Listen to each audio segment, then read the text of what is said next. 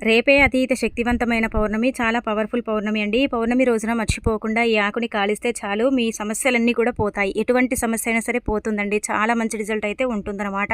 మన జీవితంలో ఏంటంటే ఒక్కొక్కసారి తీరని సమస్యలతో మనం సతమతం అవుతూ ఉంటాం. ఇబ్బంది పడుతూ ఉంటాం. ఒక సమస్య పోగానే ఇంకొక సమస్య ఏంటంటే మనల్ని చాలా బాధ పెడుతుంది, ఇబ్బంది పెడుతూ ఉంటుంది కదా! అలాంటి సమస్యల నుంచి మీరు బయటపడాలన్నా, సమస్యలనేవి లేకుండా ఉండాలన్నా, సమస్యలకు ఏంటంటే గనక చెక్ పెట్టాలన్నా సరేనండి. ఖచ్చితంగా పౌర్ణమి అలానే కాకుండా ఆదివారం కాబట్టి మర్చిపోకుండా ఏంటంటే ఈ చిన్న ఆకుని కాల్చండి. అంటే ఈ ఆకు అందరికీ తెలుసుంటుంది. ఇది చాలా శక్తివంతమైన ఆకు. అలానే కాకుండా ఈ ఆకు ఏంటంటే గనక చాలా పవర్ఫుల్ అండి.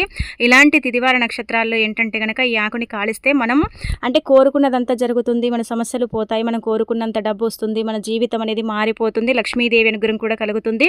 సకల సంపదలు చేకూరుతాయి. కాబట్టి ఒక బిర్యానీ ఆకుని తీసుకొని దానిపైన మీ సమస్య కానీ, కోరిక కానీ ఏదుంటే అది రాయండి.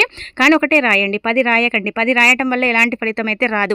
ఒకటి రాయడం వల్ల ఏంటంటే గనక మంచిగా ఫలితం వస్తుందన్నమాట. ఇలా రాసేసి ఇంకా మీరు దాన్ని ఏంటంటే గనక కాల్చేయండి. కాల్చేసి ఏంటంటే మేము అనుకున్నది జరగాలని గట్టిగా సంకల్పం చెప్పుకోండి. ఇలా చెప్పుకోవడం వల్ల, ఇలా చేయటం వల్ల ఏంటంటే అధికంగా ఫలితం వస్తుందన్నమాట. ఆ రిజల్ట్‌ని మీరే మీ కళ్ళతో చూసి షాక్ అయిపోతారు. ఒక్కటే ఆకుని కాల్చాలి. ఒక్కటే సమస్య కానీ, కోరిక కానీ రాయాలి. ఎక్కువగా రాసేసి కాలిస్తే ఎలాంటి ఫలితాలు అయితే ఉండవు.